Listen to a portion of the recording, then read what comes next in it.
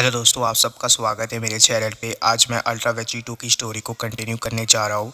दोस्तों, इस स्टोरी के ओरिजिनल राइटर है कॉल मी ARJ एंड उनके चैनल से जुड़े सारे लिंक्स मैंने डिस्क्रिप्शन में दे दिए हैं, तो चाहिए एंड उन्हें अपना पूरा सपोर्ट दिखाइए। वेजिटो आसमान की तरफ देखते हुए कॉन्फिडेंटली बोलता है कि हेलो, क्या तुम मुझे सुन सकते हो वहाँ से?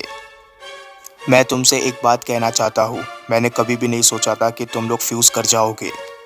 तुम डीमन एम्परर के पास भी इस तरीके के डरपोकों वाले ट्रिक्स होंगे, किसे पता था। तुम लोग भी बिल्कुल मॉर्टल राइम के डिस्ट्रॉयर जैसे ही डरपोक हो। तो कोबरा एंड क्राइम के फ्यूजन का क्या नाम दिया जाए? आखिर मैं इसे किस नाम से बुलाऊं? जवाब में फ्यूज डीमन एम्परर बोलता है कि एक नाम। हमें कभी भी इस फॉर्म में ज़्यादा देर रहने की ज़रूरत ही नहीं पड़ी है, और मुझे नहीं लगता कि तुम उस चीज़ को सुनने के लायक हो। पर क्योंकि लिए मरने से पहले तुम्हारा ये आखिरी ख्वाहिश है, तो इसे तो पूरा करना ज़रूरी है, नहीं तो तुम्हारी आत्मा को शांति नहीं मिलेगी।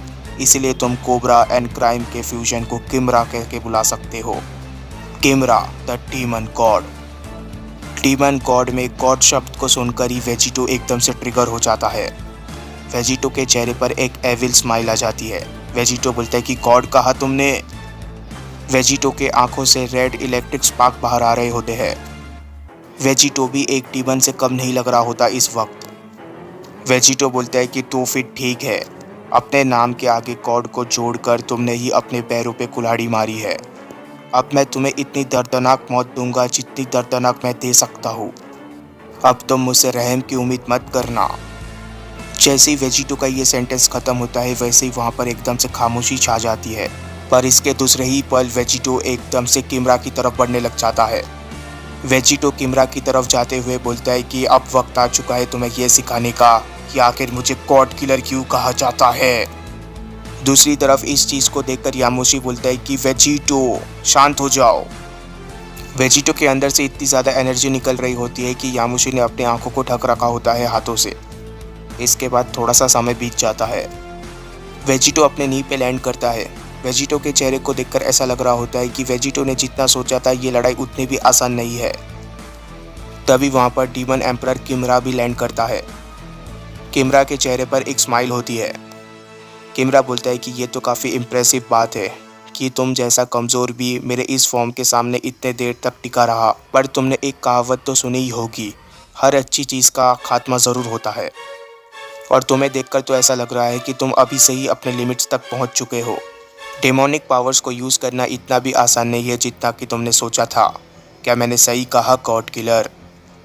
तभी वेजिटो अपने नकल्स को क्रैक करते हुए बोलता है कि तुमने बिल्कुल सही कहा। डिवन पावर्स को हैंडल करना काफ़ी ज़्यादा मुश्किल है, और इस चीज़ का एक्सपीरियंस मुझे तुमसे ज़्यादा है कीड़े कहीं के। तुम कभी ये मत बोलना कि मैंने किसके पावर को कंट्रोल किया है। पता है डिवन पावर्स को यूज़ करते वक्त सबसे ज़्यादा मुश्किल कब आती है? जब कोई लड़ाई के पूरे टाइम डिमोनिक पावर्स का पूरा इस्तेमाल नहीं करता और उसे कुछ हद तक दबाने की कोशिश करता है। इस चीज़ को सुनकर किमरा एकदम से हैरान रह जाता है। किमरा बोलता है कि तुम वही बकवास फिर से कर रहे हो। आखिर तुम कब तक इस तरीके की खेल को खेलते रहोगे मेरे साथ? आखिर कब तुम अपने रियल ताकतों को बाहर निकालोगे? अगर मैं तुम्हें अभी चैलेंज नहीं दे पा रहा हूँ, तो मैं तुम्हें कभी भी चैलेंज नहीं दे पाऊँगा।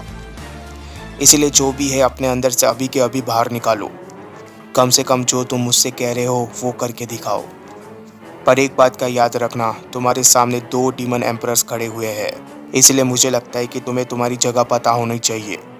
तभी वेजिटो रिस्पॉन्स में बोलता है कि तुम बिल्कुल सही कह रहे हो। तुम मुझे उस लेवल का चैलेंज नहीं दे सकते, और मुझे मेरे जगह के बारे में पता होना चाहिए, और मेरा जगह तुमसे कहीं ऊपर लेवल पर एग्जिस्ट करता है। और वैसे भी मैं यहाँ पर उस बेवकूफ़ डेविल का मुकाबला करने आया हूँ। तुम्हारे जैसा कमज़ोर कभी भी मुझे सेटिस्फाई नहीं कर सकता। देरी के लिए माफ़ करना, पर अब तुम्हारे मरने का वक्त आ चुका है। तभी इसके बाद थोड़ा सा समय बीत जाता है। यूनिवर्स 7 के उस मिस्टीरियस प्लेनेट पर आ जाते हैं जहाँ पर सन गोकू होता है। गोकू का ट्रांसफॉर्मेशन अभी भी कंप्लीट नहीं हुआ होता। गोकू अब भी बोल रहा होता है कि मैं किसी को भी निराश नहीं करूँगा फिर से। इसके बाद गोकू फिर से एक ज़ोरदार पावर अप करता है।